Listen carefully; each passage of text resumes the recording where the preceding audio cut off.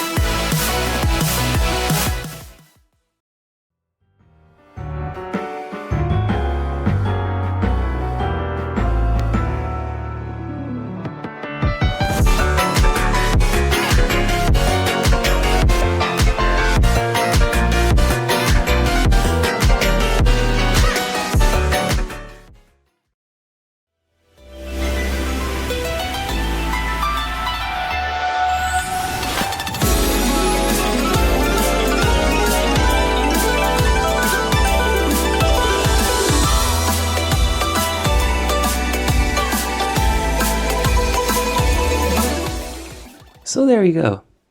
It took a while to even reach the making of this video in the first place, but honestly this was a lot of fun to make over the past few months, both as a listening experience but also as a reflection of what I spent my time making these past few years, building this community, this amazing community of upcoming independent artists, and trying to help them have some spotlight in a virtual ocean of sound. Like I said before, the tier list documents in the description if you want to check where your favorite releases ended up, so you can argue with me in the comments over how harsh and wrong I am.